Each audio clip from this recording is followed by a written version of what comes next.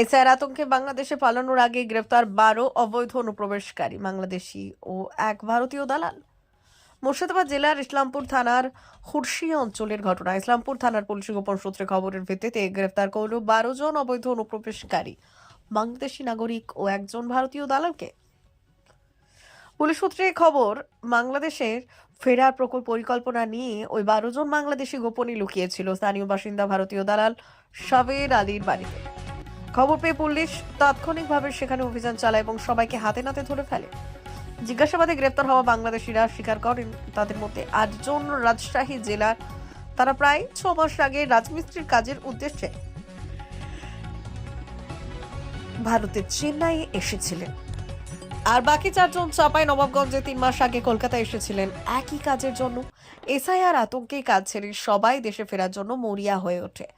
একইভাবে দালালের মাধ্যমে সীমান্ত পেরিয়ে বাংলাদেশে ফিরে যাওয়ার চেষ্টা করছিল তারা। ঠিক সেই সময়ই পুলিশের জালে ধরা পড়ে পুরো চক্র। গ্রেপ্তারকৃত 13 জনের 10 দিনের পুলিশি হেফাজতে আজ বহরমপুর জেলা আদালতে তোলা হবে। এ ঘটনায় আর কারা জড়িত সে নিয়ে তদন্ত শুরু করেছে পুলিশ। জানতে পারলাম বা শুনতে পেয়েছি যে ইসলামপুর থানা 12 জন বাংলাদেশিকে অ্যারেস্ট করেছে এবং একজন ইন্ডিয়ান নাগরিককে অ্যারেস্ট করেছে। কেননা ইন্ডিয়ান যে নাগরিক ছিলেন উনি তাদেরকে শেল্টার দিয়েছিলেন। এই 12 জন বাংলাদেশি তাদের কর্মসূত্রে, তারা একজন পেশায় লেবার আর কি, দিনমজুর বা রাজমিস্ত্রি।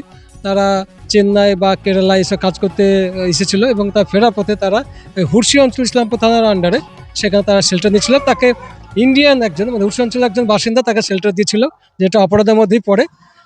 ইসলামপুর থানা তাদের সোর্সের মাধ্যমে জানতে পারে যে এখানে তারা আশ্রয় নিয়েছে। ইসলামপুর থানা 12 জন নাগরিক, বাংলাদেশের নাগরিক অ্যারেস্ট করেছে।